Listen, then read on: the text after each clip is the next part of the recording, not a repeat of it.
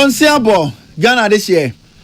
Yamamunyina jubie mo makwa basumdwe fie peace 104.3 and wasuguso awutie braso sense me ko twi ba brama na se mo fo waje bra waso ne so na nwumre yi yare be sum mo se kase bo ense be se twan ho neat 100.9 okay 101.7 Shape House and crying Abeka Junction and yeso mo wadi afri ukopie mu awa santemantemu a yenuanom hello kasebo okroma na 101.5 radio stations ni doso Ghana ena na ni wonyina ebo makasebo yi ebi adu abobo ano social media platforms a hold on so kasebo itwegu oso a YouTube aye despite media Facebook Peace FM online and as a Peace 104.3 nyina Facebook kuno so obenye bia hwe wadwe nkyira odi atum mrepamu yaje bre na yakenkan edi ama na nsem ye betodwa kasebe mu bi ene se Omampeni John Dramani mama na kase wose na nsentem na ni nye kura wiase amansan kwanya na sentwerofo na nke ye wafa hodie paase e betimi aye adwuma no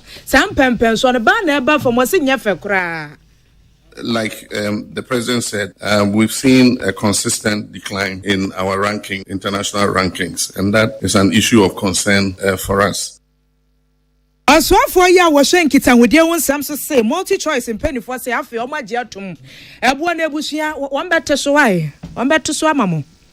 MultiChoice yesterday reached out to the ministry and the regulator, indicating now a willingness to comply to address the pricing concerns through a consultative process.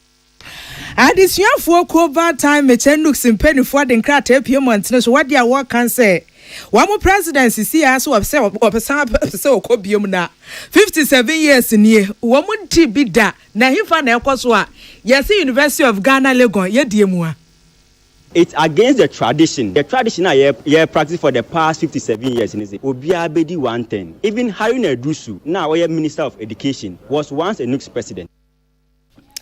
After for the TUC, Yera Joshua Ansa, and a work out Ghana Vine says, see, and a padium 1 year in Tamway, now went to me and far emram. Savannah Mantam Swa 4 p.m. when Teneswakasa. Now watch us and Yakos will be no. Yakos will honomo. Eya Sassi quarter plot wo. Entina Ghana this year, bay 13,000 etubata, and you may munch the moba. And some pinaka we when yesin kunya yade esom yem fasida menyumen asedan koma Osons chemist and Osons gala capsule sebedwaso gala so fa so nyina no nsa ebetumi akan MTN was we there for you everywhere you go. High sense say electrical appliance of power dia na odi oni akire mu ewo majosu obekona bode ko ne kwaje odie Doffer reference system say Brahima on chance fa boda so bre pomo atwa hu sika na odi asom penfo budget cash and carry limited say Blue Jeans ne de se woni be yam finsia aduoni ne anim no oman mu enti wo ya adwuma no ahode na akofo na pese wo hye mu kina Blue Jeans energy drink na mekanfo ede amawo na Pepsodent say obetimi akasuma asem wa gise wonu mahuni die no koyie wonu mahuni die no so be koyie a eno a any Pepsodent na emai spices ne dose odwa so enso nya spices bia na yedie wo henry spices ene papa no Akan na na yesi signpost okwan ho de free customers choba for no restaurant atwam so wadua ne de wo se no atwetwe dom de ma wo so wo pese wadua no twetwe dom so de ma wo de a eno wo henry spices JM Mado and Sans say edo bi ani asase so echen na wo ya adwuma wie na wo bra wo kodu fe so otimi da na wo ho ba wo na wo de kodu fe na wo ntimi na wo ha obi wo ho wo behia west slip faka class pro ketrama so be da na ho eko bangi say e bre da ne wo so da ne ho bi o enkane na ye kobangi koto santina ne obekobanga nopa obepia dise anwumre ayetitesem erotimi tina wo democracy ndisika yisika se bangi na ye simple bebe disika to no so mo se ye ente saa yusika firi ho na fabra ekobangi sanse ekobangi de aye the Pan African Bank woni nwumako eso ya sene kase bo no numienu yasinkonwa ye de ebesomwo akenkanfo eye me Sadat Muhammad Mene. Ohine wa kase bo ahine Africa se bo no emunchemu enie. Omampeni John Dramani mama na kasa wo chese na sentem wada wontimi na afi ne nye kura. Ni nyina ne so my Ghana central for de bia da no. Eye bridia brada ye hwe ye bu ye se ya da kire se. Isi akura ye ntimi nkasa ye central ni kopie mu TV so radio se ya. Ya de nsam no ma pasa wo hwe no kura ni ma ka no kura na afi awasipa na ate egu so esa wo koken. Bia no obi kura bo me ato honum ti Saturday nyame ya adom na bia by election bi ba so pe no wa hwe anim si we ni Sadat no ene so trofata no wodi ginjam wasum eno sa so say Sadat say ne ho nya de nto obo na wabo no fomframa fa ho adi enti ama si an sentrofo akwa de pa de ama yese yenya akwanya pass TV so radio so na ensem ne power of national concern beto ho ma si e ka ho asem si yentimi nka ye so ha kakra ne aso kakra na afia asem no ye gem watrase ya de to honom na no no ma peri John Dramani mama say ha dwene sanse kani say Ghana say ye wofa hodie sense ntrofo ye timi tena TV so radio so kasa boya dwene boya dwene keka ya dwo si ano won hye de hunu bi ade no so kra de wo hwe ni nyina mu kra tim South Africa say sa fa hodie na afi so gina ponom tia na so tim wo ma peni de sansem we gina to dwabra Ghana Journalists Association kon kwasra no wa bankese mu na no na ma peni se da bi sa de ne de se ne esi koso pa international media freedom enhwehwemu ode beto mantene so bia Ghana ya to abeto no ye daba ya kura kire se mampani se ha adwene na woto ne buase bobo popo nyomanti enam so a wo my Ghana eguso a ye ba fam wose na no de kura si ye hwensentweroni a wabene ye oguso a wodi ne dwuma wo ye nhwehwemu twintwan si asem ameso swale de no kura de wose enkwamantene so ama wiase nyina capture ye wose ye no keke kura na ye hu pa edema wo my Ghana. Like the president said, we've seen a consistent decline in our international rankings, and that is an issue of concern for us. And part of it is because of issues to do with harassment of journalists and even the unfortunate murder of Ahmed Swali, which caught international attention. And I think that since then, other incidents that have occurred have, diminished our ranking. And so we need to find a way of, one, ensuring that people, when they do that kind of thing, face sanctions or are punished, because once there's no deterrent, they continue to do it. Or aside from that, to educate and create awareness that journalists are not enemies. They are reporting something that is happening. And so they must be given a free leverage to be able to do their reporting. Penny John Dramani mama manensi one man was said nanu say wanu ankasa mpo nanu work catcher security personnel back said dabi giant central ni no na wonye nedwuma wase ne nyina ne say central for de ya sade ya sodie pa ne say news ahodro ohun ensem ne hinta no ne aboaboa no na denti pa na central ni wo nedwuma na wobi se meme ye security personnel na wesi no kwan wa ma ne nkwa na mampani se dabi so fi honom central ni wonye nedwuma. Many times when I go to a function and I'm seated, I normally look at the way the journalists are being handled. And you find that there are some security personnel who just have knack for harassing journalists. I mean, they are not harming anybody. They are standing, they are filming. Then somebody comes, you can't stand there, move, And I said, what have they done? So sometimes I have to shout and say, leave them, let them do their job, And so I think that we need to create awareness in the minds of these people. Some of them are police officers, some are military officers, some are national security, and especially national security, They don't have training to understand that, journalists are doing their work. Penny John Dramani mama and work as such as a young munya and ye juma. Sorry for. Is that where you're supposed to stand? Banisana and Centronia was here, but Tia Gu Supanya Sem Kuma was his idea in a munya yenya fan who de juma. Salamat Kukwa Penton at Tronsemi. Na Sansi when you know Penny to ja. Wabra Central for Kubata, Ghana Journalist Association Penny for 9. Na Yakosra Mampeni or Natana Kesimu. And Mampeni Chimu say, oh. And Central for Brony no Mobreno, or Nagasan who be now so swati. Na empempin some of Musem Churonia, Ayana Yabatwase. And I say to Aba, by election, I say general election, oh. And a Central for most near than a train. Say a broom one, say a broom ye. Or my person in a moon or best Central for say Yankin come upon to yam. Now if you have Fimpino, any of you know. And in the Mua Bessia Fimpino, any of you do 2020 Bessie 2024. About 2 months of Quacos or Maimu. A Central for Yabu Munina and a home report last week now, what your chum in Sakai. Amwa Boatone Boshi Mupa Sabwa 9 Dibiam Attorney General say. Attorney General Sushembi. Na Nipa Wayan from Sober be a Safata said in Nijinam Brano. Or Monshano Munyanisa. No man Penny said Jina Sobon Central for Yinan Hoba say. Every 2020 Bessie 2024. Obi Bia Batu or Sunti. Or Tona Animal and Siajo. Obi Adi and Saka no and Nam Quampaso. And Nampu Opirayano. Abana Jibrobe Shim. ni ese fota so o mani tu patasika de man no man behwe no waye ne say san say ye nyina no eyo man ma. I asked the IGP in the early days when I assumed the presidency to investigate the violence in 2020 and 2024. I wish to inform you that last week I received the investigative report on the two incidents, and they've detailed and catalogued everybody who was affected by the violence and what the circumstances were that led to the violence. We've handed it over to the Attorney General, so the Attorney General is going to go through. And if there's a need to hold some people culpable and bring them to book, the Attorney General will do that. But in addition, we have given him the terms of reference to look at what adequate compensation would be for people who have been the victims of violence, including those who died. Their families are still there. And then those some have been injured and are living with injury. And so what is the adequate compensation that we can give to people like that? And so once that is done, I'm sure that if there were journalists involved, they would also be considered for compensation. Ghana Mampenyi Ora John Dramani Mahama. Nakasa Chiron Central Kubata, Ghana Journalist Association Yabano Deni. Ora Bet Comrade Junfonso Kasaya Sida. Or Dema Ghana Mampenyi Central for Bro. Say Ukoti Abesie, a very no. Not as a moaso tro, any mobile bo.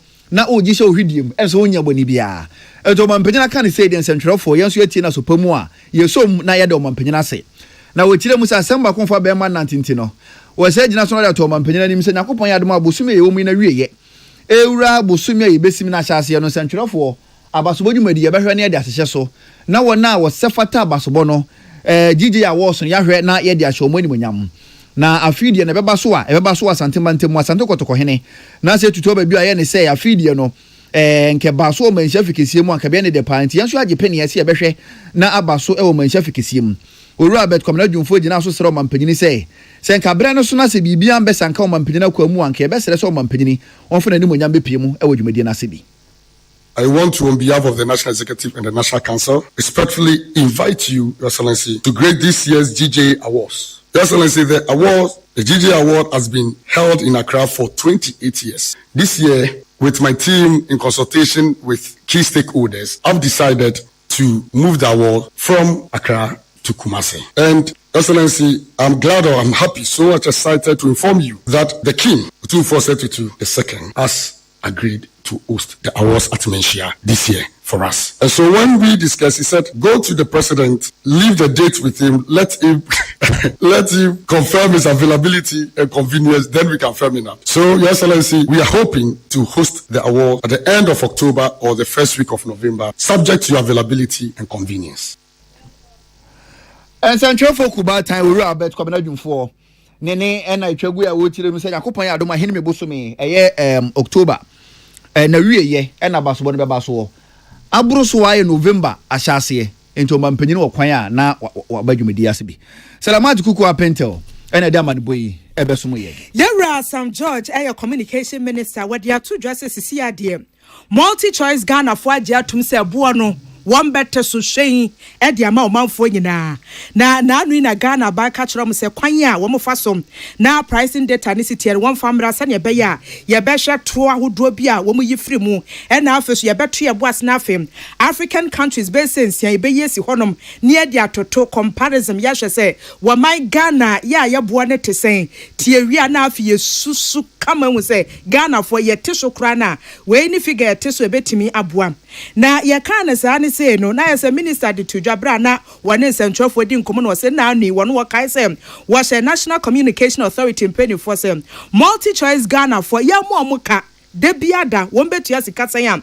was 10,000 Ghana cedis monfa pricing data ne famra ya hwe ni mo atwa mo abesi ne ye egusu aye kase munya krado esa mo de banti de biada no sika won betua de ama NC penny form 10,000 Ghana cedis na wo ye no so kura si nchen aye bo mo kokko se wo mo anhwe na ebo no mo ante so ayire so ahwebe September bosome ne de etoso NC so wo mo lines to mi krata wo de ye adwuma nyina dam wo beje e de afiri wo mo ensem Minister since ya de Ghana fo amoda multi choice Ghana limited wo mo ano ya wo mdwumede nyina mo hwe bi mo nkama koma ntom yam isi anyame ya adoma encha wote wad ma bo nsem wo mo de boa foforo de aba wo hwa wonim se wo ahotoso The 30-day deadline given to multi-choice by the NCA expires tomorrow, 6th September 2025. It will be recalled that the NCA had requested for a breakdown of the cost build-up for the various bouquet offerings by multi-choice in Ghana and in 7 other African countries on the 4th of August 2025. That information was not delivered by multi-choice. This led to the consequential imposition of a 10,000 Ghana cedi daily fine effective 14th of August 2025 in line with the dictates of the Electronic Communications Act on multi-choice Ghana. The regulator also served a 30-day notice of suspension effective 7th of August 2025. However, ahead of the expiration of the suspension notice tomorrow, multi-choice yesterday reached out to the ministry and the regulator indicating now a willingness to comply to address the pricing concerns through a consultative process as was adopted by the ministry with the MNOs during the data pricing reduction exercise. Minister Mpacho Wadama yenyan TSA multi-choice Ghana and paid for some Muntia Beduku and when was to saying. We've taken the decision to immediately establish a stakeholder committee comprising representatives from the Ministry of Communication, Digital Technology and Innovation, the regulator, the NCA, MultiChoice Ghana, and MultiChoice Africa. I will personally chair the committee. MultiChoice has requested a 30-day window for the committee to arrive at what percentage of reduction will be achieved. So let's be clear. They have finally accepted that there will be a reduction. Now they want us to discuss the level of reduction. I believe, as minister, that we do not need 30 days. 14 days is enough for us to reach this decision, inclusive of weekends. Therefore, the committee has a strict 14-day mandate, inclusive of weekends, to conclude its work and present a suitable price reduction structure for the people of Ghana by the 21st of September 2025. Communication Minister Manensi one more side to just a bremu dia washe National Communication Authority mpeni for say 80 Ghana one more eda Airtel Tigo no so no isi an ye meji wo mu nyina dia ba beto Telecel Ghana so na no wachire mu sei ATC commenced the disconnection of power to AT's radio access networks across the country due to the outstanding debt. To avoid a national crisis that could have affected over 3 million subscribers of AT Ghana, the NCA directed AT and Telecel to immediately establish a national roaming agreement, thereby migrating all of AT's traffic onto Telecel's network to minimize disruption. It is important to note at this point that all of AT's services, and I'll be clear here, voice, SMS, data, and AT money remain intact. As minister, I want to commend the exceptional skills and commitment shown by the technical teams of AT Ghana and Telecel Ghana to pull off this integration under very difficult circumstances. It reaffirms our belief that with the right policy direction, we have the requisite technical expertise in the two companies to make a compelling case for the Ghanaian engineer. We expect to have some challenges, however. Some of AT's customers may experience limited challenges during the traffic migration, though the majority of subscribers are unlikely to notice any disruptions. Now, Minister, yano so cry senya ntia company a wafo mo se won tu mo fo. KPMG eno hihye ne tesɛn. Government has appointed KPMG to act as transaction advisor to provide guidance on the future of AT with the goal of establishing a second strong operator to address the imbalance in Ghana's mobile market. The transaction advisor will also access government's shareholding in Telecel Ghana towards achieving the same goal. The transaction advisor has been given a strict 60-day timeline to complete its work due to the urgency of the situation. On the future of staff of AT Ghana, the government will ensure that the approximately 300 permanent staff of AT retain their employment. I repeat, they will retain their employment. There will be no job losses. I've already met with the staff and offered them assurances in this regard. The transaction advisor has instructions to also consider the fate of the over 200 contract staff of AT. I'm grateful to the staff of AT Ghana for their candor and openness during my engagement with them. Also for ya wo hwen kita hodie won Sam George and Sam no Sansem we nyina da Clinton akwasi amuwako ene twroy. Binyiri eyekura ewo Savannah Mantemu.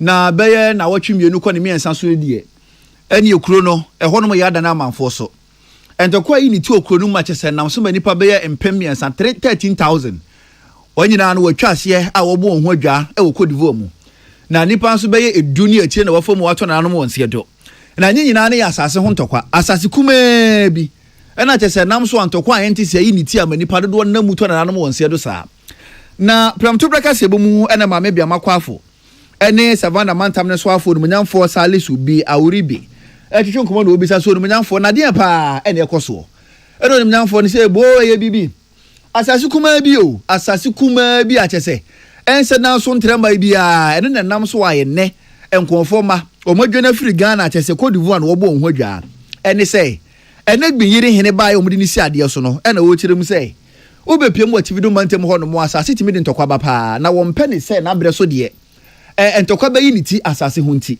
enti wo yese obi bia wo asase ne bra na mu hwemu bi wo de no aha na firi na no nie wo te ho ase na nanom so te ho ase na nanom so hu na asase ne fa ewo mo na opanyini bi ono wo asase ho no wanfa na asase ankwanko kire na nanom ene se ojambom sa asase kro no ano amantokwa yi ni ti nipa mienu pe ene na won so ane dodo na pempempempem o madwane me bi so afo mato na nanom e won se do na osofo no e kire nsem mu sei in respect of a parcel of land allegedly given to a Bedford man or allegedly owned by a Bedford man, and to which the same parcel of land, the chief of the Gwenjiri community has given that piece of land to a Gwenja man. And the issue that we've been told was that the chief of the Gwenjiri community, when he was ensconced, he gave an announcement that the village, because it's a village, no one is doing land documentation. Anybody who has a parcel of land should come and he will give them an allocation letter for which there will be evidence that a chief has granted you that parcel of land. That some people came and took, yes, others did not come.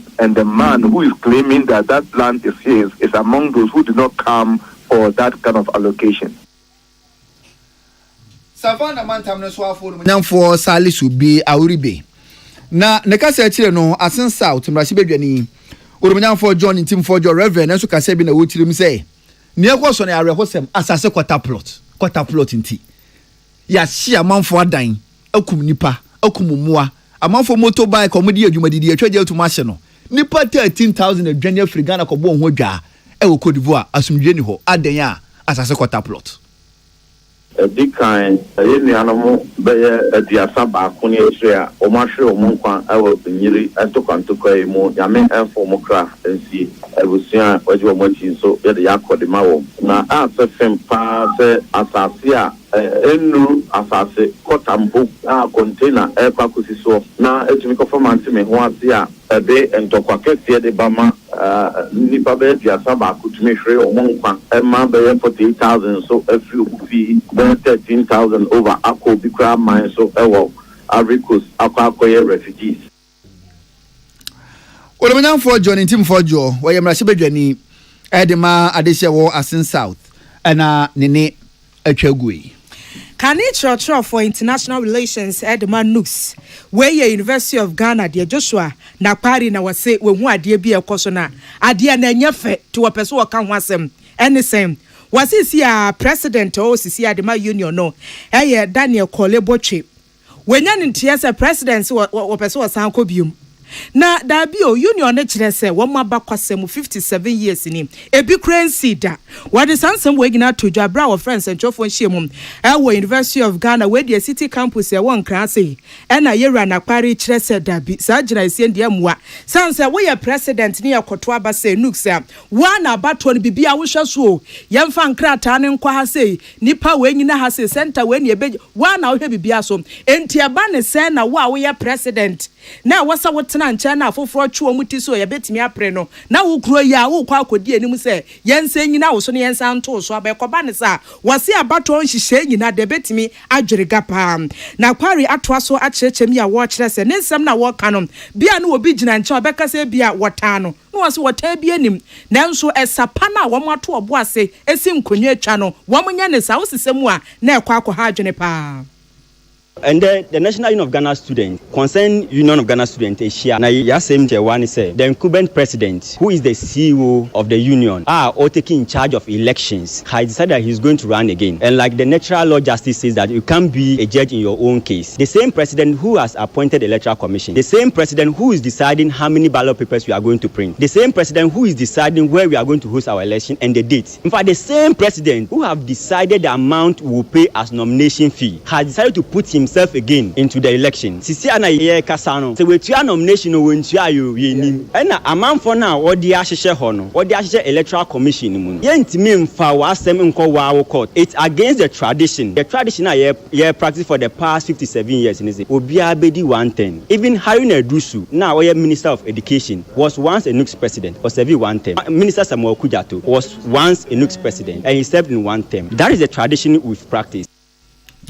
Na yeni abema manensi hwanu maanu wasi asam no washasi ya waka wobohu devro sans wampeso wabetwen na afe dan kwama yete hwanu mu na afe asam no efri na afe di yate se ensemu ani kwan se ekoso na ekoso wase aba ne sa ebe ha adwene enti ne wonsre nyina ne sa adwebranya adwuma na president ne incumbent no abrante no Daniel no wonsi from boko asumdwemuli wenya afe ne ebe pa ocho wono antena se enwene nkwanechi hunu se ade kura 57 years ne binsi da wo bia ba wonya GFA president wasa akọ premium wo dia ne adesuafo kuo ba tan na woda no ese president enti sa na tie de mu die enti medidi bre ne to honom eno so kan ni say by here ansem say your chairman assembly do congress there will be division like it has happened in the past and division bar ema union no ye hata ema yemu ye ha ye kai asem obi angie ndi ntani na ya enne ya bodom pem say ye ba be culture ni say decision no one make so be run again on recently from that decision said that the union can be a whole and they will defend the rights of Ghanaian students.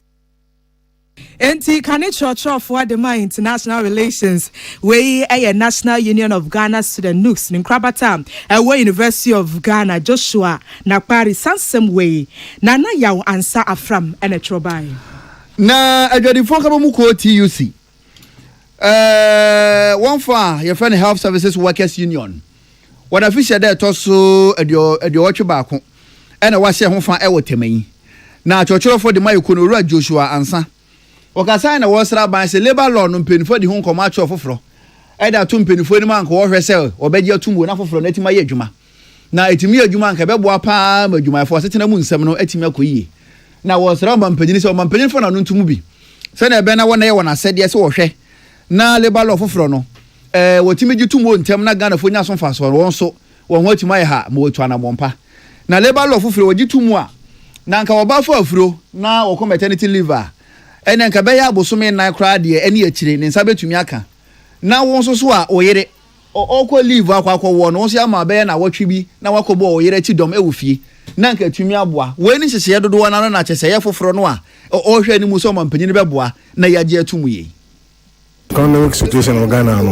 aye bibia o ba ye nim say na aban kan na bia yo ni so say bia botuma aye ba no ma aye ye hwe sa ban betumi order o say aye oyo on bibia aye okay so see aye my for issue because of sana economy na aye no obia hia akocho papa any condition of service papa na boya bra and say sure ban pensi say one the collective labor act na ye issue aye review no and be o man pen upon a church more down from that area because labor law is stronger. So labor law is stronger. Maybe I know one more be invest work and we are no medi law no so. I'm CC bia amba. Bibia some very juma. I'm say no mama hoto and we bia kan Ghana ejuma for.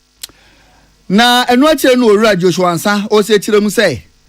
Wo hwa wona wo ye ejuma wan kronkro ejuma dodo na mu ana. Akotu ade mu o no sheda nso ani. Enti law fufure sempenfo di tuma beboa. Ama juma ni dakuru bia minimum wage. So obi ye wadwuma sika we se wutua de man wo no wo sesen o keka bomu a na fu aduasa no na che se sa adwuma ni no wo so na katua mu nsema tima koyi na aba adwuma mu de taye adwuma ne man kronkro adwuma mu no nipa be ye adwuma fra no pakosia na adwoboso me sika odi kofie kuma bi sa no manum enso ani enti labor law fufure ye adwuma beboa ama adwuma fo so makatua ho nsem no aso ani say who say yeah e dey be minimum wage and I be akoto ewie no ye dem rebi to say ni say adwuma bi atua below the minimum wage nti wo ma wo tua below the minimum wage no what we need to do is to bring them to book or say report to one conduct na ye no embrani ni wo edie because embrama kan say wo so tua below nia ye na akwaja team say minimum wage na say base pay no Openyina ne etwagu ye owura Joshua Ansa wo chochorofo e de ma trade union congress trinity a efre no TUC ko no na ne kasa tie ne chochorofo de ma health services workers union owura Franklin Ansa won so kasa na wo tirim say wona wo ye apomudi adwuma no ye wobi wo ho no mo no ye from casual health workers ye nhyɛ dan di omuntumu sa apomudi adwuma afo mo saafo no market ya ne de enso ani kura emoa emo mfiri won yam anya adwuma enti aban mbo na saafo no ye nhyɛ dan di omuntum ye hu omo say omo so apomudi adwuma afo se na ebe na omo so market ya ho nsem be koyie na omo setena mu nsem so atumi akoyie of adwuma wo ayaresabea no bebre wo ho a yafa wo mo as casuals ebia ye adwuma mfi aduonum aduasa woni aban akatua hyehyepon ene enema so eno nti sankrofo yi sika woje no esua nti ye shefe ni ye ka kire aban ene ye employers nyina say yes sebe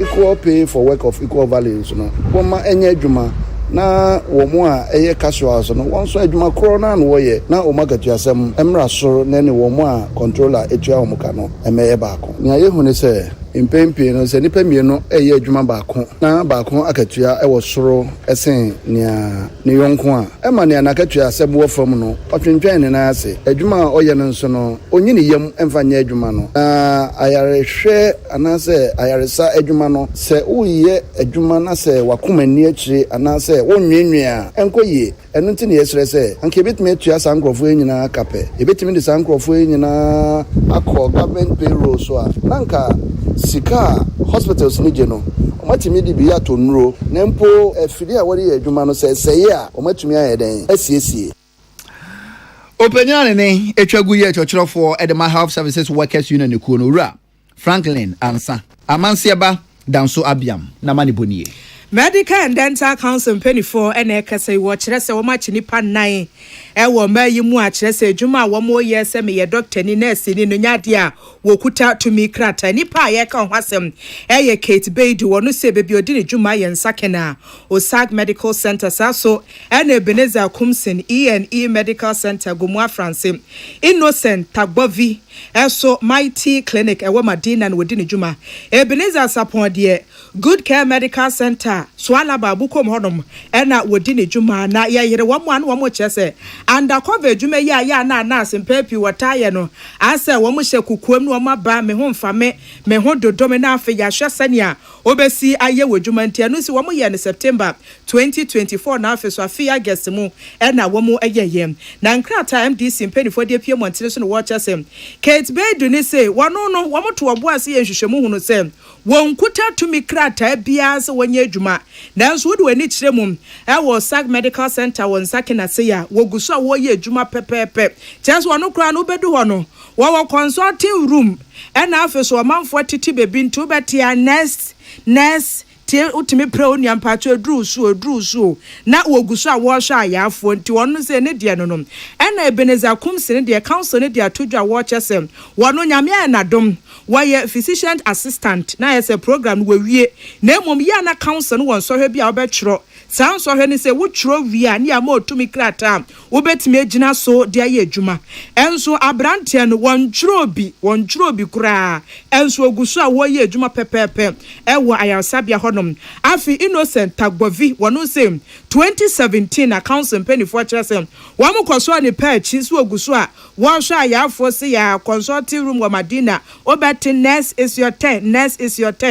Ento anu se wo mudi ka chi no 2017 ena wo mu ja na brante na kwa no wasanso ababie mo ba no consulting room no wantum twere ba mo wasanso ahyase a ayafo oguso a wo hwo mo na ba kwa no wo ka che council ne se wonu se edwuma na nkasa pa de se doctor edwuma na ni je ho pa na premier no okosi nkonwa so wo twero wɔn mo exams ni bi wɔtwerɛ yɛ amfa waza amfa kora amfa ama no enti nia ya na ye na yɛ hwe ni wo betumi ayɛ foforo kora ɔde ne ho abɛdɔm mu ɛyɛ Beneza Sapon penifo de atodwa wɔ kyɛ sɛ I guess mu afi mu ɛna wɔn nsa ɛsɔ ne pa akyi yɛ to akase boy so Provost Toda College of Health Sciences ɛwɔ Kwame Nkrumah University of Science and Technology ano ɛne Professor Christian Ajare opanyina kasa de atudwa sɛ obɛsere pa sɛ Ghana fo yɛn sɔre wɔ kanea keke ho bom sɛ ɔman na kokrama ɛtɔ no fuom no yɛn hwɛ na yɛntimi ntu so sa na opanyina kasa mi na wɔkyerɛ mu sɛ kokrama na ma ne de na yɛ na yɛ kan pempin yɛ tɛde yɛ ni di akyi asansa de yi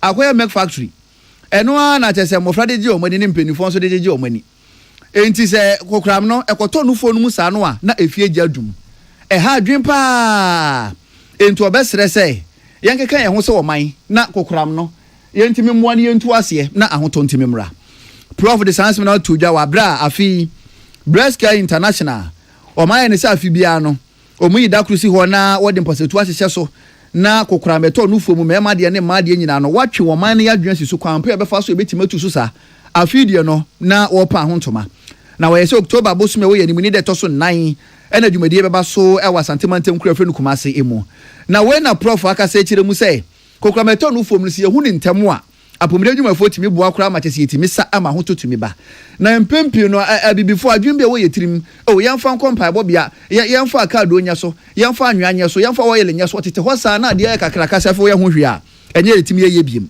enti sɛ unya mpopoyɛ sɛ sɛ bi ompokua mu anasɛ onu fum no emu twetwe ɔyɛ ɔyɛ a na wama na sɛ yɛntietia ayarasabea yɛhwɛw na ahotɔ atumi aba na wɔse wɔhwɛ ne mu sɛ afidie no nipa bɛyɛ mpem aduasa 30,000 ɛna wɔde wɔn ho bɛhyɛ mu wɔbɛdi ahyia wɔ Adum post office na wɔne na mu a kwakɔpie mu ɛwɔ manhyia de backgrounds na kyɛ sɛ mpanifo no de sɛm bi a wɔwɔ no wɔde ato Ghana fo anim.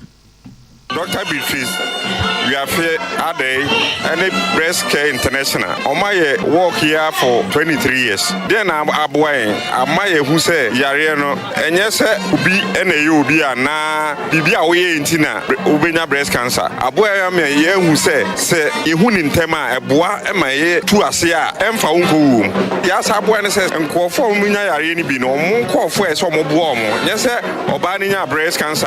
Nam so Kunanani. It be 20 years, 25 years after see a diagnosis with breast cancer. And so walk no boy my nipa, especially my titri any a member can so any member any papa name say a who here say they be a yeshe say ye breast and be them let be woman say you in tema a doctor for be to medi hujuma a boy. Okwa abrocha baby a omnim dia kwa animu na nipa kakra bi ne ewu free breast cancer.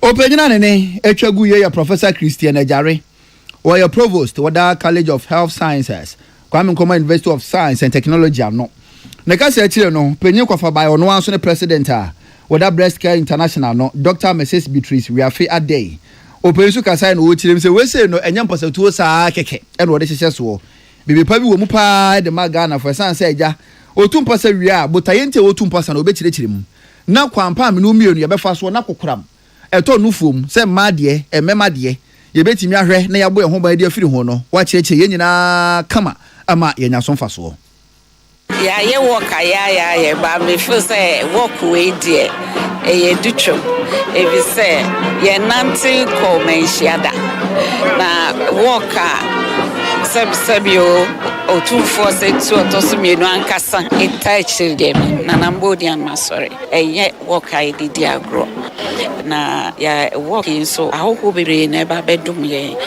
omo efi Europe ba omo efi America ba omo efi Asia yes ansre se yenwie ye adwuma no ne kese na na wo ye nim enti no wo ba wo na aiso do ho bagimbi na wo so waboa ama comprehensive cancer center esi aye pese ye legacy otumfo se to mienu di beja enye asante man ko a na mom Ghana ene West Africa no also do hu jimu bi.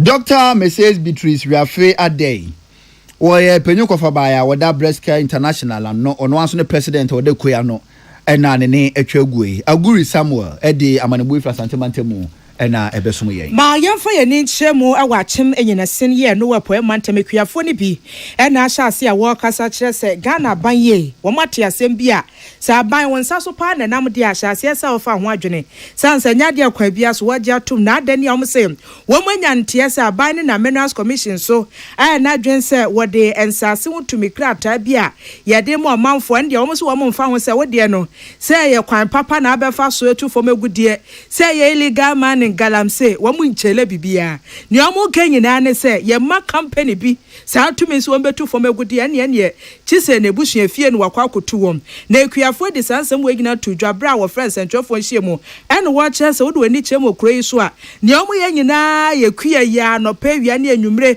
bonso obi dɔ bayere banchi koko na sefo no enti wɔn ne hweye biom ana afeso ya yɛwɔ nkramantam si yɛtu kwa yɛkwan yɛso yɛkɔ nyina seme kwa dan am seme kwa kodi dwa na asefo no sans wɔn no baa ne sɛ ne boɔfo paa enti akwaban so wɔn bɛtena sɛ de wɔn sa aso odem fem pa ma company si bia ba sɛ mu nsase ne yɛni gye ho na yɛde ba betu fam agudi wɔn se hwɛ asase ama we de wɔn nti gyae kra ba ko a wɔsan so de ka nyina ne sɛ wɔn manya ne tie sɛ mining companies ne bi wɔ hɔ no ma wɔne nananom atena nkonwa yɛ kolabo wɔ kyire hɔ no ɛne wɔn pɛ so wɔn nam koti kwa so nwansi anti kwa wɔn da hɔ no ma wɔni bɛte na afem yɛde chamfa ne wɔne aka excavators na asefo beso wɔn asase so na convener William Boachi se saa deɛ ne pa deɛ sɛ ne pɛ ma so e nya deɛ besi da wo bi bia ensa bɛ so ɔpɛɛchi sɛ mine ne sɛ nam ne kwa so ana sɛ galamsey no wɔse sɛ nipa ne ɛbɛfa asa yɛ krɔmfo nti hwe ɛbɛ so pa no wobɛtu ho fo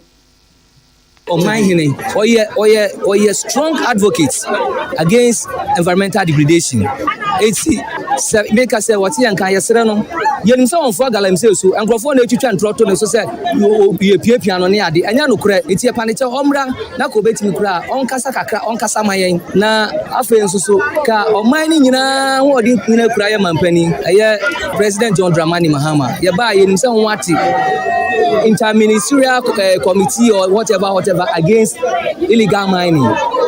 Abaning preso, enti no onti esufre na onkumaye na nyiresi nkuma de eti se den kwa on reservoir nyiresi na mfanya example etu waso sa kroi ya premier to galamsey no mo hwese ne kro no etu mpon na nya ehweso na yen kosoa na yenya den yen nua banchi board ne ade na yen femfidi areas na on wase on asase na na onya aduane ni no Convener de Makoni William Boachi na no si ye na ekuafo ni bi so kasa na o se mine mpa de wo mumfo so da Ayekrom ha nyina se yekro ketewa bi aya ne timu eti se ya hen so so mu se ya metu galamsey wa ha ye wo se yekro no eni da bi eti galamsey sam ne de aba mo aye na ye nyina ye ncham ye nyi free wo ya fa ye board ye ne yekoko ye mankene na asundue embla enyese na yekro no ya nananom ye didi so kakra tete mre no a befem enne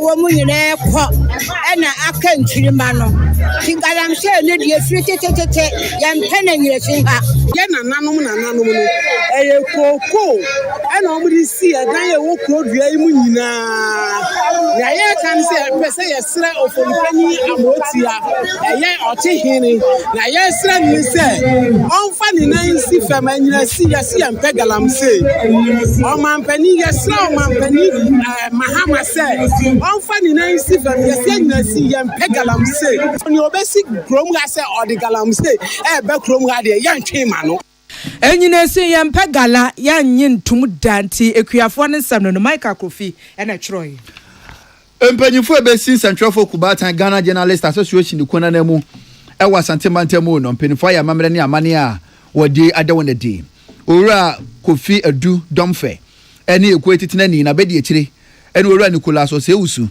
chochorofo ewura Beatrice Piugabra penyina obahwe ekwesi kasem so Dr. Nita Chris Abiana Pasram mpanyifo yi na chese obesi Central for Kubatan na mu ewo asantemantemu na bra wa ya mamre ne amane na safo yi yade yade wona die ena sentrofo Kubatan ba no dani owura abet komna dwumfo kasa de to nanim sei enkabo mu de eyade ehu hia pa enkabo mu so tumi wom enti mpenfo kasa bia wo kasa praye wo yi ba kwa na ebuo wo kabo mu obetimachimachi nya de betimabuda enti obesire kuo ni se won keka won humbom se na ebe na won nuanom wo na se sentrofo wasantemantemu no omo dwumadi omudie obetimanya bibipa bi edi afirimu na ne kwakura mu no ene owura abet kwamna dwumfo sade tudwa say tumi ye da champion say emfinhia miensa tem no oba be serve no eno achi ne ye be sa hwe na yato aba biem ne yapaw empinfo a oba be si wonanemu na sabre ye duru won so no wonhwe hu no so obetwa sapa na o kire bi oni ho no mo a yetima kai wo.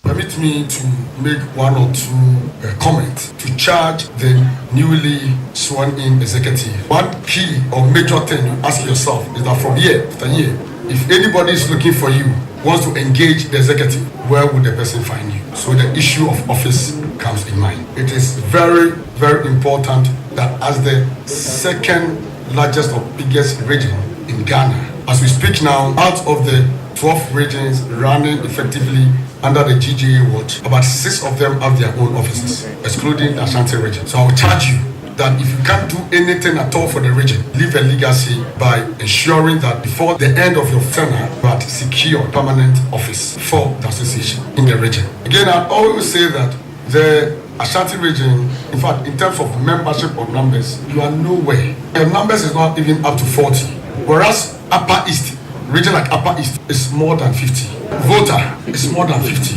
Why Ashanti region? Ora bet kwamna dwumfo ne nie.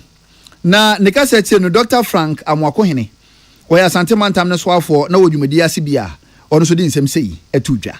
A very big region with a lot of diversity. Diversities come with its own unique advantages and disadvantages, of which we will need the media to partner with government in all sectors of our development, so we would be able to reset this country and, for that matter, reset the Ashanti region. I want to assure the Ashanti Regional Chapter of the GJ that you do have our 100% support, that we need the media to partner us in a very productive manner so that we'll be able to drive the developmental goals of the region and of the country. Dr. Frank Amwakohene eye Asante mantam ne soafo na mikobi mankambi ene wa nkompo na nkamfa so ne sai sunti DCOP Manuel Tekujo o si Ashanti Regional Police Commander na mu a wona titina ne fofora ene obeda ensentwerofo anu wo mantam no mu owura Kofi Adudonfe wonyina no etuo no mutuo. The media continues to play a vital role in shaping public opinion, informing the citizenry and supporting our democratic values. As a key partner in national development, the Ghana Police Service recognizes the indispensable role of journalists in ensuring transparency, accountability, and peace. In recent times, the police-media collaboration has proven essential in crime prevention and public safety. We in the police service remain committed to fostering an even stronger relationship with the media. Together with my executives, we are reminded of the profound responsibility we carry as journalists, not only to inform, but to shape the conscience of society, give voice to the voiceless, and strengthen democracy. We accept this mantle with a deep sense of duty, guided by the conviction that journalism is not merely a profession, but a public trust. Our first priority as new executives is to expand our membership base. Empenfo woni etwagu ye owura Kofi Adudonfe. Openyine titina ni de man central folk batan ne kasa ya kire no DCOP Manuel Tekujo ogina Ashanti Regional Police Command na mu ena nsemi wode etudwa Samson kwamna me chede amane boyi efra santemantemu kwankyerefo pani ya wada e-learning nano wo Kwame Nkrumah Shiapon kese mu Asante Mantem Professor Eric Apawasante and work out Ghana for say yem patro na wotro wie so ansam na watro no mfa nse kokwam wotro wie a fepie montene so publish na wo bi ehunu na ade na wotro so manenye nsempa fa wo my Ghana titiri eho sa wotro bibi se bi Africa ho articles na asefo na manemfa wo my Ghana ho nyoma papa no se ya mamra ne ya mane se ne ye tena wo nuadom se ne ye sua yade se ne ya wade si efe se ne ye dwuma ne na asefo sitie no articles no wotro ne sa no wato bo aso wa ye hwemu we your research no so amane nkosi asefe ko enti kwese broni tini kurom no wakenka se sa Africa emu adepa wase ne enti a wokai we nyina ne se tete no onsania kwesi broni fa Africa nko asom no to mu yesem se bibifo de jama yenye nipampo no mu si yeso kra de ho kire ye pa chese trimuka ne trimupo a wo ye ho no enya de papa enti demo a wote ho a wo trotro articles na wo trotro uyi obi ti se gaganto aledi utimi yi obi ti se Patricia nom ohun wo trotro mo nsem na tro ne papa no ne obi kan obetimi nya mfaso de afiri mu na afi wo de apie montene so tini panic so osisi ade Ghana koye Ghana hun sentrofo no ye boy ya baso han sentrofo no ye tua ye kaye sentrofo no wo maketua koye ohun wo trotro sa nyoma wei enye sebe boni na wo mu na ye kumobi ya ye we se ye wose ya no sa ne se ne be ha adwene pa na wode sansem bo gina to dwabra musted woto wo boas journals opa ho ntoma okumase e wa santemantem na afi wo da na dim en watches we di obesa adesua for your wo musted se won fo ho nhyem atwra de ye pa wo tena se wani a aya psychology na sefo wani aya critical thinking wo mu a chese obi wa quantitative method na sefo waye we nyina bi ntu kan nyina bom research methodology watwrotwro ni nyina bi da enti aba ne sa na wo si nkonwa sa wo tro article say ya wo sa nipa no mre e na picture na symphony na wo twam e de akira amanfo amaso ma ne nya ne be kra be hwe ye de eni onyam hye ebre Africa man. In my opinion, the world's most powerful nations are not those with gold, oil, or diamonds. They are those with knowledge. The reason is that knowledge builds industries. Knowledge powers the economy. Knowledge determines who leads, it determines who follows the leader, and it determines who is left behind. Knowledge is very important. So our change must be that we move from hoarding knowledge to sharing knowledge. Africa has long suffered knowledge drain. We call it brain drain, but you measure it much more if you talk of knowledge drain. Then you realize that we are losing the crust of our reasoning. Our Akans have a very wise saying that until the lion tells his story, the hunter will always be the hero. We must wake up. If Africa does not write, Africa will be written about. Ani ekwotie wanu ye kwanchefo pani ya wada ilene na no wo Kwame Nkrumah hyiapomu asante mantem Professor Eric Apaw Asante na no sige no na Pro Vice Chancellor Edema Musted Professor Isaac Boateng wanu so de nsem bi atisei editu dwa. In my opinion, the world knowledge must be freely available, not restricted. By embracing open access, we ensure that the ideas generated here and beyond are accessible to scholars, policymakers, industry, and communities worldwide. This democratization of knowledge enhances collaboration, drives innovation, and magnifies the societal impact of academic work. As a Vice Chancellor, I see this inauguration as more than the launch of journals. It is a declaration of AMSTED's readiness to lead in knowledge creation and dissemination. It signifies that they are not only a center of teaching and training, but also a global hub for scholarly dialogue and thought leadership. Professor Isaac Boateng wano Pro Vice Chancellor Edema Amusa School na ye kan wasem no Samson Kwame Nyameche yensencho ne penia woton grafia santemantem ene de besum yen GCB Bank PLC dodo na nim say ye frɛ no GCB Bank na wadan hye bi adi a wato ne din GCB Hajj account na oti Hajj dia na waten kramofo kontu konkro a afibia no kramofo tu kwan kokopie mu ewo makabruchima mu na okokosom na empempi no ye na ewo abibirema to West Africa say no so opeso tu kwan na Hajj kontu konkro no kobia ya na ne boarding pa na eruna GCB Bank adwene ho aye ne say wo de sa GCB Hajj account yi besi ho na mene wo a akwatu konkro no ye ni sodi hunu se wo kina binya bobo sika no yetimi kobie no ya sha asene aboabo ye ho asiesie ye ho ato ho se na ebe na abre no beso no na nya afa ni ye ko bosia bo se ye di tu kwan enti botayeta GCB Hajj account ye chini say empenifo ma kwan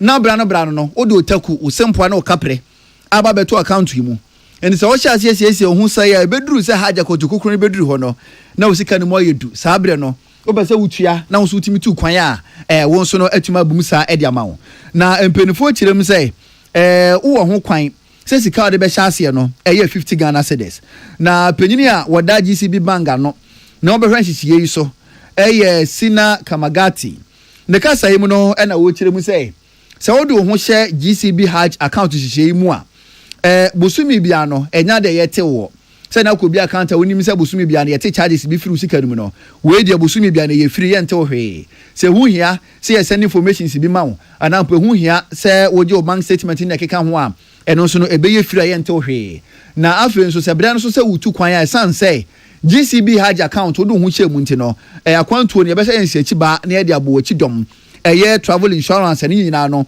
can we ho na chese we ne yenhye papa ma enkremofo de boa se na ebe na enkremofo akontu konkro no dodo na benya kwan na wode wo ho ahye mu bi enkonko ba se minisika nti mantima nkobi misika no boa boa no ebre no so ye sika omoji na asesa enti gise mekopa bi be so we nyina no empenfo chim se ebe ye afiri ho ma enkremofo nso dodo na timi atu kwan ehihye ya de ato ho ama ye nuanom enkremofo a sebi omo pese omo tu kwan ko meka no omo koye omo som de etini se emfi a etwemu bebre no de etini se obi de ni sika ma obi so okọ hajj na sika no odi anase odi edwane enti account ya de abedi e ka kire ye customers no omo beba ne se wo ani so ade hunu se obetu sa kwan na obetimi ebie account na odi wakora sika kakra kopim se sika no beso se so a na my instruction I bet send this sika no de akọ Hajj board account send be ya obetimi akọ akwantu because a savings account nti yes kitu ebie nsa enti ubebi account na de ohia ne 50 Ghana cedis ubie 50 Ghana cedis we are afi ekwa bedemu ama na wa build this kind na odi aye wakwantu mu ora sina kamagati wo kire mu say wo mutaye pa ne say Ghana wona wa fa na nyina Ghana babia ebenya kwan na haja kontunkonkro no ye nyina ne yatimenya asomfaso entinu we ne hyase na waba account wa bebie ewo mu 50 cedis na dia tum 50 cedis na dia tum ebra ne beso no na tese wa homboa asi enya afi na akwaje bosia okọ obi nchi akwa na chew say yesi protocol bia ba mo fam nshem ebe nyi nyina afiri ho ama tese wo krampo kremoni no akontu na wokọ no yakopon age wo usufre no age so dia mawo na enema timakoyie ehihya ya ne sese ukọ ye 184 branches bia na so pese obie Hajj account ye staff no ebeboa ma obie Hajj account na fe wa start yesikegum na de den kran so obie Hajj account ni wi a na wo sika ewo momo kra na pese odu tu sa account ma kwenya wo hodomo a obetimi aye transfer ne de akọ account ni wo embedded insurance ye de ama your customers omuntua premium bia ye wo death coverage, your loss of property, and other allied perils related to the journey. Penyina nene etwagu yeyi or executive head retail banking edema JCB Bank sina kamagati ura ena wo kire nsemu yi Prince Bafo Asamoah ena wo dia manebo yi esomo yen ebusia ye gina we so na ye twa ho sima gusa wotie peace enwumre no nsia kasebo.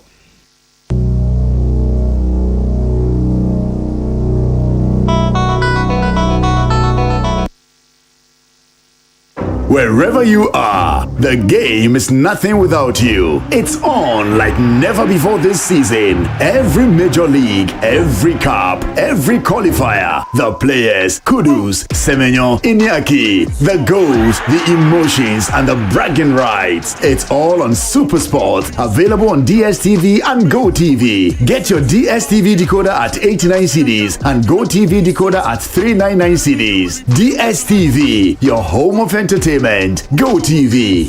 Love it. The luckiest everywhere, for everyone. Happy birthday, Mintinka Keko, Minimankasa. If you say the luckiest season 3, Asayaba. Afi mami chew a kwanya obefa so nye o ticket but star 712 hash na di ehihye no so to ticket ana se ko internet no so na bo the luckiestafrica.com se bia me community tickets no so na you would lucky number ubetumi so ama system na eyibi ama chere ahia wo pese wutua every 1 Ghana cedi kosi 5000 Ghana cedi ubetumi tumi mpo ato ticket no ama obi foforo. Ye obi hero. Upese wutia enye den kra. Sa wo Ghana, o mobile money tia. Na sa wo amanone dia, o bank card tia. Ticket bako ebo sika no ho empay ahanum 500 times. We ye massa ye pay. There will community de benyanso. Betimi aye emoho edu 10 times. Inti yen kambom na yen lucky na lako bebia. Shawo hoso enye ma wona wondi infiedu watching. Luckiest jumedie yi enele imrata chire wo Caritas lottery platform no so. The luckiest. Oh yes. Luck is everywhere. For everyone, yeah. The luckiest. Money is life. Money the key. No matter the weather, me and you are the need. Papa is sick. It comes with the money. When you get to an insufri suku, abafie. Why you do? Yeah, we hear the luck. The luckiest. Luck is everywhere. The luckiest. Dial *712# and stand a chance. The luckiest. Buy tickets for yourself and your loved ones. The luckiest. Bankers, friends. Luck is everywhere. For everyone, yeah. The luckiest. Yeah, we hear the luck. The luckiest. Luck is everywhere. The luckiest. Nurses, drivers. Luck is everywhere.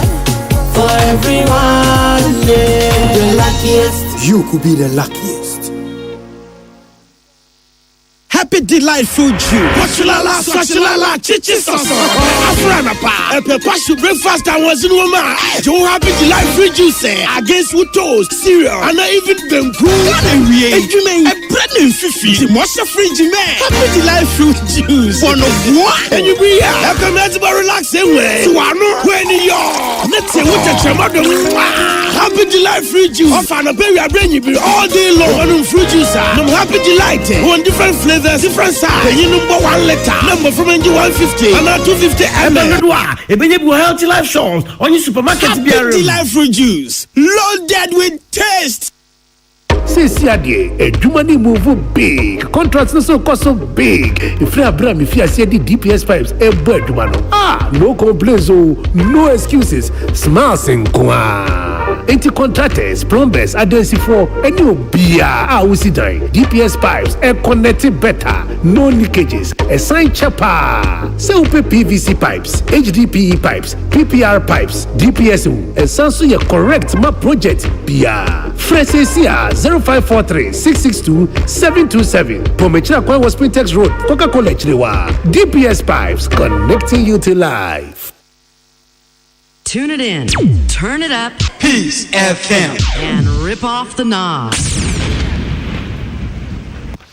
Yes, I'm going to call baby. I'm at buy a cassia boponus with the to young Kwamanfo Manso, dear Congo Mino, and I would dear to judge Munano Yawada Sesia, the Ebola Yadiano, Asanso, actually, Tina cases a Hodromusha, Abba, Ayaduno, and what 28, and Manipa Dunum, and Afemo Ashro Monkwa.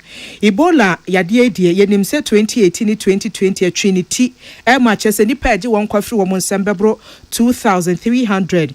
Now, so ya was sharp on what they want some so, Edia to Jaya. Watches a samples a hodro be a woman sakaya no ne ukuada nipa no so kra wo nya fe ni nche your ba pem for wonya mfihye eduasa nan e wo Kasai province eno ya guess bosmem ne de toso eduona wo mu check nipa no na wa sha ase a wo fi nti wo mu di kan kase bi a wonye mu nti ena bi a science bi say a sha ase e dedi echi wo mu hwe ne se da bi se ne esi kwa na no akwa eden pa nti wo mu hwehwem no mu se Ebola yade ni bi ena aka no nya de ampanifo timi kire se nipa no we firi mu anase free when I'm so Emma we are singing now when you sharp on the one some such as I hear not numbers nipa do draw no it's me afro akosro tin somewhere fi dear Congo mine eba any and a brave may acquire na enumere kasi boy bobo no de be so no ye de nyina ebecie akan kan for me Sadat Mohammed Mene o hene wa kasebo ahene kasebo mo asida yemfama osons chemist